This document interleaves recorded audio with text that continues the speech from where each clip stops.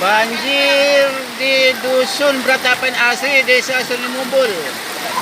Tolong bagi teman-teman kades yang mengetahui namanya BPBD, tolong dihubungi supaya turun ke Desa Selimumbul.